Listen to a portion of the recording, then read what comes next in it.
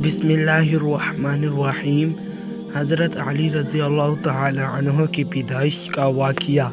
जिस वक्त नबी सल्लल्लाहु अलैहि वसल्लम की उम्र मुबारक 28 बरस हुई, इसी साल मक्का मुकर्रमा में एक ऐसा वाक़या रोनमा होता है जो अरब की तारीख़ का एक गैर मामूली वाक़या माना जाता है। यानी हज़रत अली रज़ी अल्लाह तआला अन्हु की काबा शरीफ में विलादत बासआदत, जैसे मौरख़ीन ने अपनी किताबों में मुतवातर तौर पर ज़िक्र करते हैं।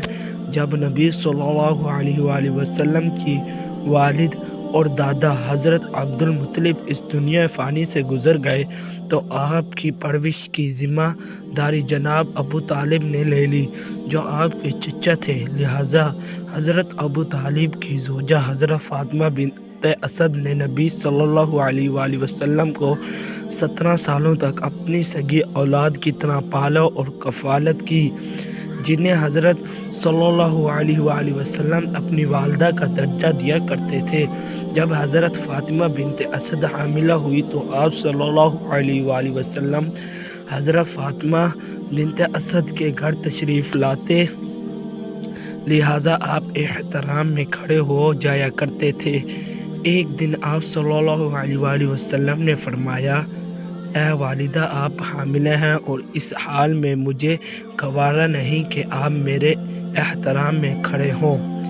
इस पर हज़रत फ़ातिमा ने फरमाया, खुदा की कसम, जब मैं आपकी ज़ियारत करती हूँ तो मेरे शकम में बच्चा इस तरह हरकत करता है कि मैं उठने पर मजबूर हो जाती हूँ। जब हज़रत अली रज़ी अल्लाह तआला अन्हु की पैदाइश का वक्त करीब आ गया तो आप खाना काबा के गिर्द तवाफ़ करने के इरादे से निकली। जब हज़रत फ़ातिमा बिन्त असद तवाफ़ काबा कर रही थी तो अचानक उसी वक्त उन्हें दर्द ज़ा शुरू हो गया। आप काबा के सामने खड़ी हो गई और कहने लगी, ऐ परवरदिगार, तुझे इस घर की अज़मत का वास्ता देकर तेरी बारगाह में दुआ करती हूँ कि मुश्किल मुझ पर आसान कर दे। अचानक काबा की एक जानिब की दीवार में दरार पैदा हो गई और हज़रत फ़ातिमा उस हिस्से से खाना काबा में दाखिल हो गई। लिहाजा 13 रजब के दिन खाना काबा के अंदर मौलाए कायनात हज़रत अली रज़ी अल्लाह तआला अन्हु की पैदाइश हुई।